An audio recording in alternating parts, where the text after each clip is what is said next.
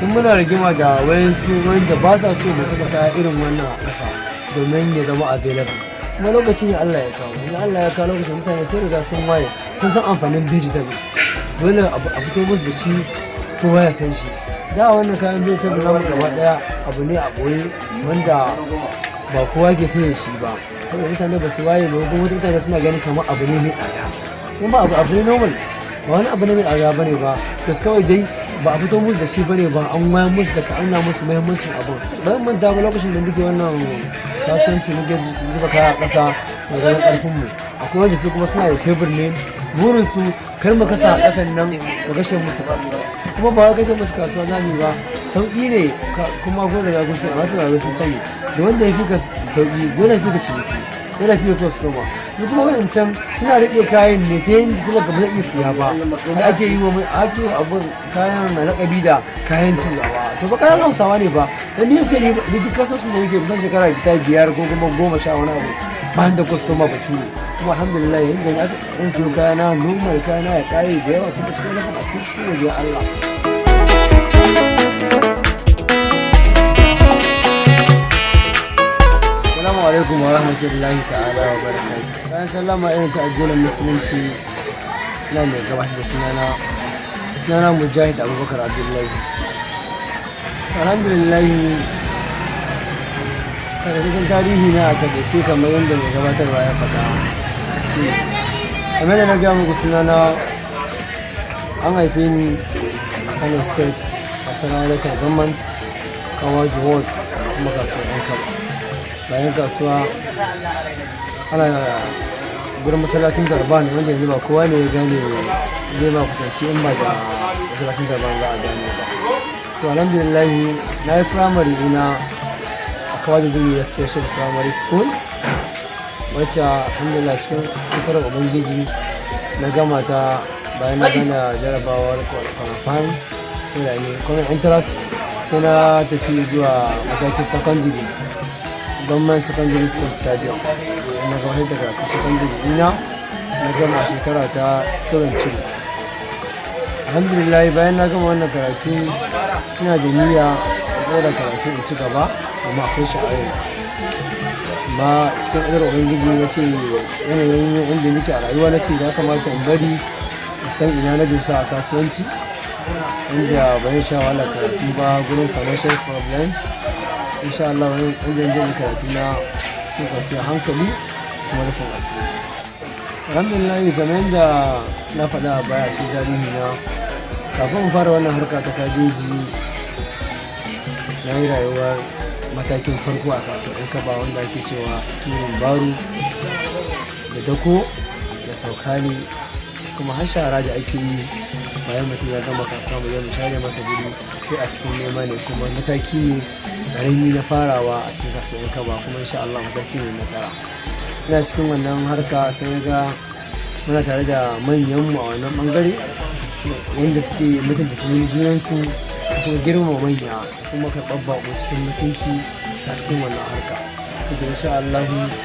bari a sa a gwiwa ba wurin zuwa a tambaye su abin da yake ciki, bayan abin da nake gani su duka da abinsu, wani Allah akwai wani abu wanda dole sai na tambaya za a gaya. Alhamdulillah na samu nasara, inda wani ɗan yake ubangida na yanzu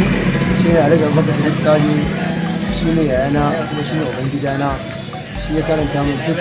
abin da yake a cikin wannan harka, kuma ya ɗauki ni hannu da hannu ya kai ni Plateau State da Rangers kenan, yana nuna yin fatauci kuma ya so kaya da sai cikin mutunci, yana mun kuma yanda zan ba wa mutane farashi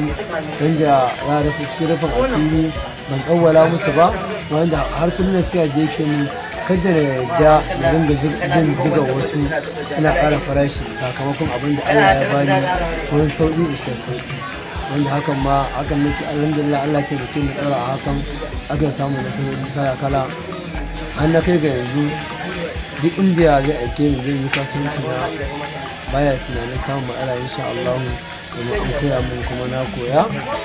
na yi biyayya, amma alhamdulillah ta kai mana kuma mun ci riba, muna wacin riba. To alhamdulillah kamar yadda na faɗa a baya, shi karatu kamar da kusa idan har kana da abin a ranka insha Allah babu wani kasuwanci da zai hana ka yin karatu matuƙar ka samu dama ko ya kake. Daman gaskiya kamar yadda tun a baya ina da niyyar yin karatu na wanda ina son in wuce fannin matakin secondary Allah ya yarda. Ina cikin wannan kasuwanci sai na duba na ga akwai program, akwai NCE program wanda idan har kana da dama za ka yi nisa ka samu na choosing Friday, Saturday, Sunday kwana uku a cikin sati. Hakan ya sa na je filin form a NCE American College of Education wasu take alami da Kiristan. Wani na je na yi NCE ta kuma na duba na gani malamai na suna tunata mana cikin mutunci suke karɓar mu komai da komai. Haka shi ma tsarin karatu na tsarin kasuwanci na sai na ƙara shi yayin da aka ta juma'a ta yi bayan sallar juma'a na gama kasuwanci na sai akwai ƙanina da yake taimaka min sai nake barin sa a wajen da tafiya ta. Kuma kamar ranar asabar da safe ne na ga ƙoƙari da bututun asuba ƙarfe 7 sai in tashi zai shirya da makaranta da wani lissafi bashi a hannun ƙanina wanda idan zan je karatu na hankali kwance ba na tunanin wani abu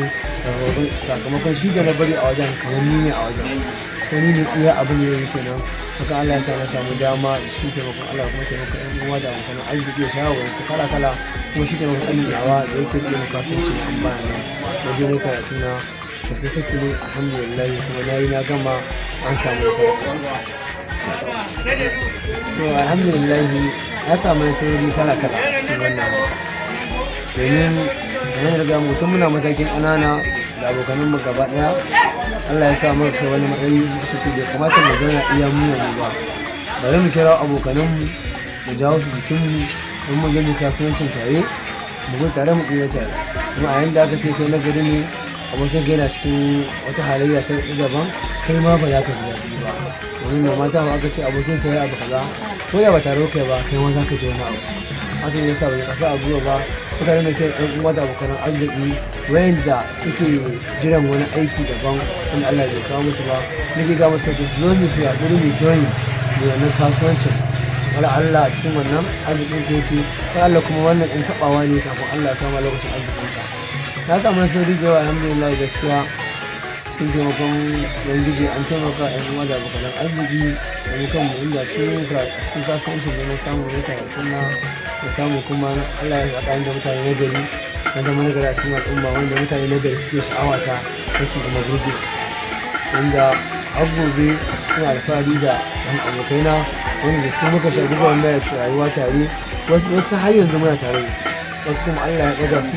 sun koma wani kasuwancin wasu kuma Allah ya sama ba sa da wasu masiris wasu kuma suna na ƙasa har yanzu hankalinsu ya iya ba su dama zan yi wannan kasuwancin tare.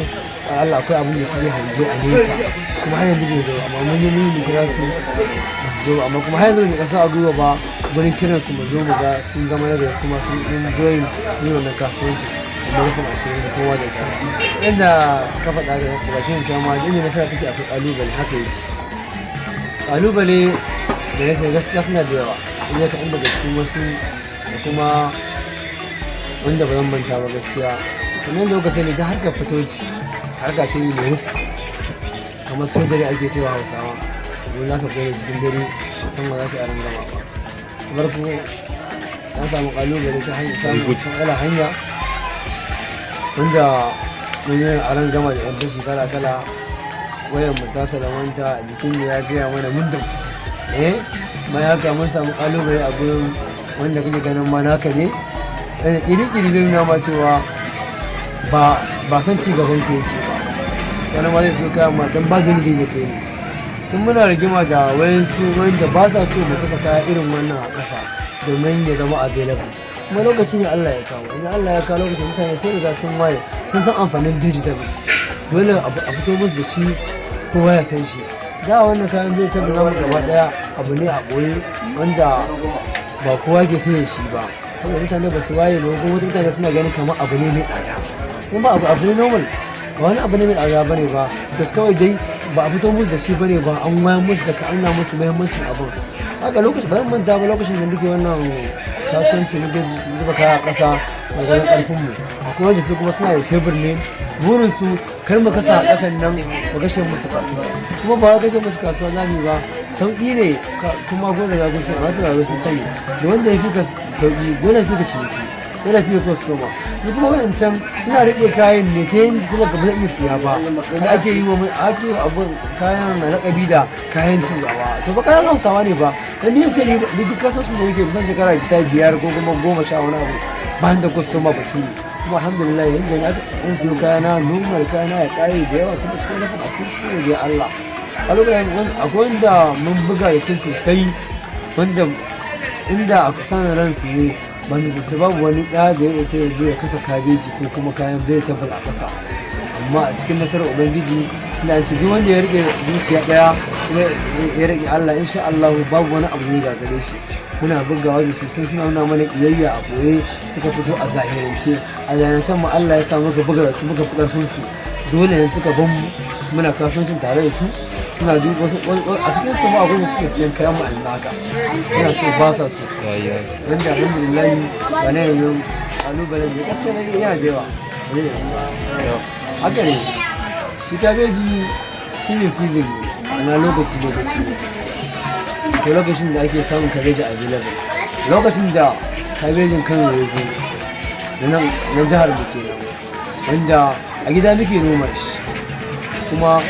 yawancin ba kowa ne ke samun fita shi waje ba, kamar da muke zuwa interstate can wani garin muke siyowa. Muna kabeji kuma ya zama available ne sakamakon ne idan aka samu kirashin zuwan kaya kamar na state uku, amma aka samu kirashin Kano da Zaria a Plateau State, kabeji yana zama available a kowane. In ya kasance cewa gari ɗaya ne ake samun kaya, da kuma mutum a duk arewa an ci a kudancin Najeriya ma wasu jihohin a nan gurin ake siyan wannan kaya. Wanda san kaya haka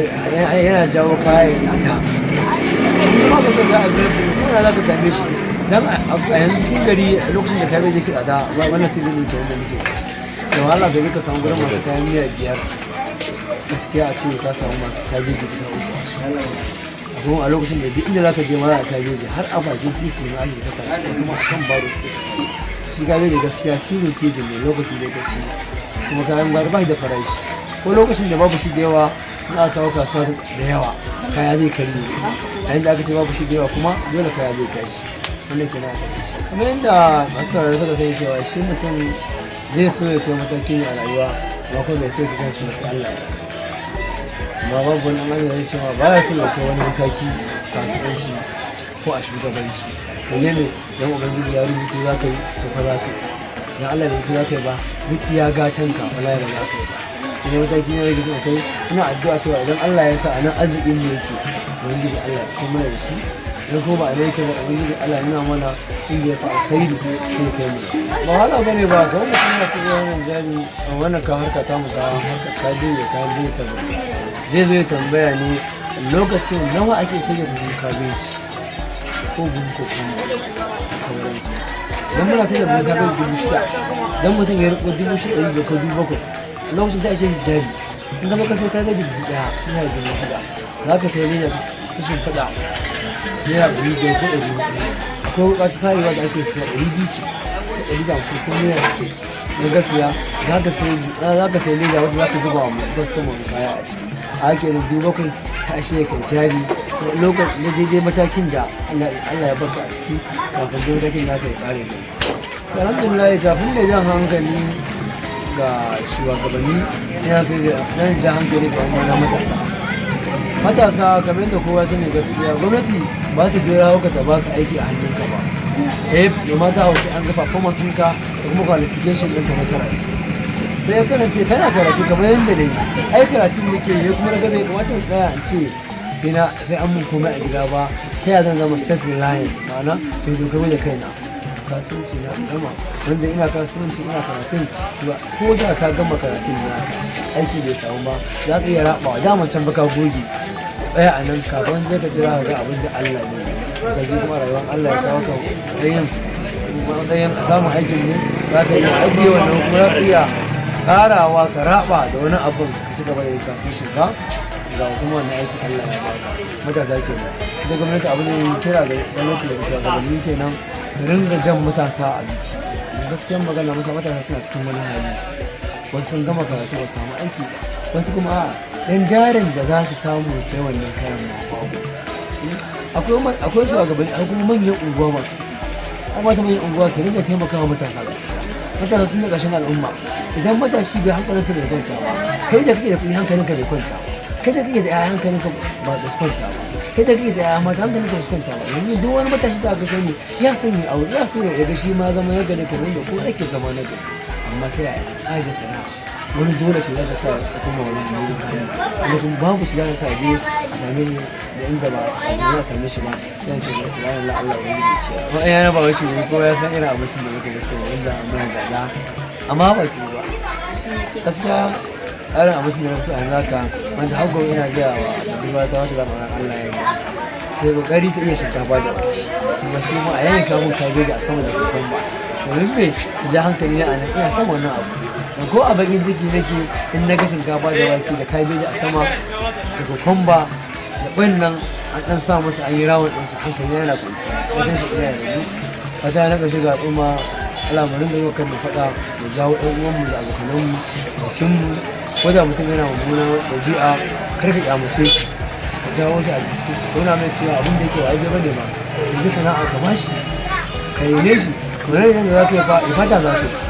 yi yau a ce wani ya zama nagari a gidan ka babban nasara ne. Akwai malamai sun san ayoyi da yawa sun san hadisai. Ina fata ubangiji Allah ya bani nasara, matasan mu ubangiji Allah ya ba su abin yi, yan matan mu kuma ubangiji su Allah ya ba su ikon yin haƙuri da abin da za su samu tun daga yan matan ce har zuwa lokacin da za a yi aure a samu mai kyau a ci, a samu saɓan haka a ci. Haka ina yi wa al'umma fatan alkhairi da su dage cin kabeji da kayan vegetable domin akwai muhimmanci a cikinsa. Akwai dukkaci kala-kala wanda sun ba mu bayani akan vegetables suna nan da yawa. Wanda ce mana an kana cin kayan vegetable akai-akai ba sai kana yawan zuwa gurin likita ba. Insha Allah ko bibi in ka ga aka auna jinin da kenan za a gan shi normal, jikin ka zai kasance a cikin kumali kurbin nema dan haka ne shi za mu gani ba. A yanzu muna sai da kabeji yana 8,700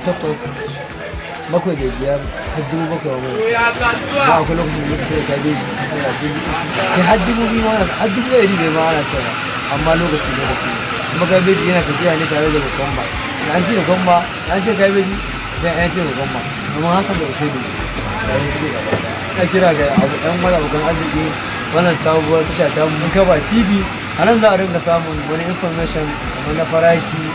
da abin da yake faruwa a kasuwar Munkaba. In za ka sai kaya ne kuma farashi ne so ka tambaya kuma wani abu da so ka samu mai muhimmanci a kasuwar Munkaba, insha Allah ba za mu kasa a gwiwa ba wurin bayyana shi a cikin wannan tasha mai albarka. Don kuma kar a yi manta da subscribe nasu domin matasa ne su ma suka ƙirƙiri wannan tasha domin taimakawa da kuma building na society a cikin wannan Munkaba ta mai albarka. Da haka ina shugabancin Munkaba fatan alkhairi, ubangiji Allah ubangiji ya ƙara dafawa da sauran shugabanni yuri wannan kasuwa. Ubangiji Allah ya rike da hannayensu, kuma Allah ba su nasara, kuma ubangiji Allah ya zauna mana da wannan kasuwa mu lafiya, Allah ya sanya albarka a cikin wannan kasuwa. Assalamu alaikum wa rahmatullahi wa barakatuh.